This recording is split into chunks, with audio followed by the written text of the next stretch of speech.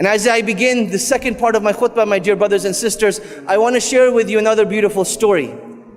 This is the story of a man who was originally Egyptian, but he lives in the beautiful city of Al-Madinah Al-Munawwarah. And he has made Hajj for the last 20 years in a row, every single year. And he was doing an interview recently, and he was asked, you as a janitor, as a poor man, what do you think is the cause that Allah subhanahu wa ta'ala keeps calling you back to His house? So in this interview, the man says, this is purely from the blessings of Allah subhanahu wa ta'ala. And I'm not sure of the exact reason, but I do remember a particular incident in my very first Hajj that I saved up for the whole entire year before I came for my first Hajj. And I went on this great journey. And as I'm on a bus on my way to Mecca, I see this old woman who is old in age, big in size, struggling to walk with her cane. And you can see that she is in an immense amount of pain. So I thought to myself, what type of individual would I be if I, as a young man, sat on the bus and this old woman had to walk all the way to Mecca?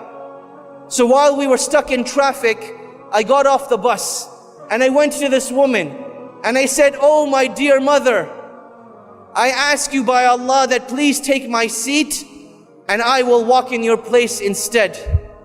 And this woman, she started to cry with tears, thanking Allah that Allah subhanahu wa ta'ala had sent someone that would take her on a bus rather than her having to walk.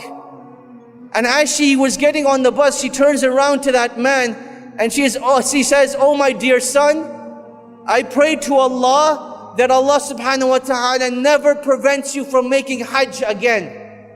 And he says, Allah knows best, but I believe that was the cause that each and every single year, Allah subhanahu wa ta'ala sends someone knocking on my door that requests my help in going for Hajj.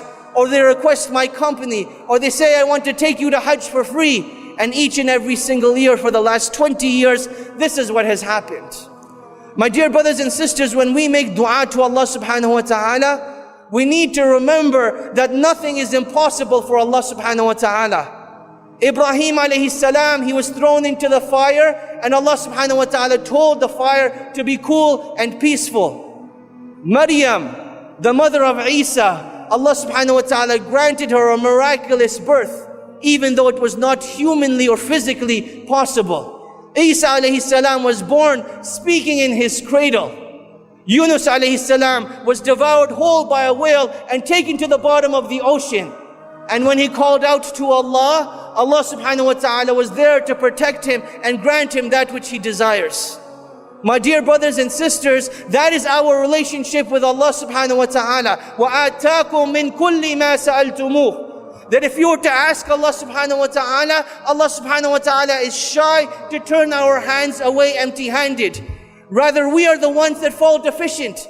That Allah subhanahu wa ta'ala has given us this great blessing, yet we do not take advantage of it.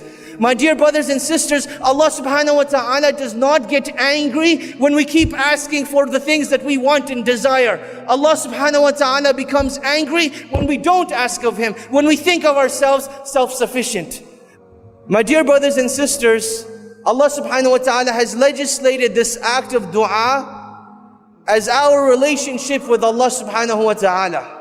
It is our way of conversing with Allah subhanahu wa ta'ala. And that is why it is one of the most beloved acts of worship.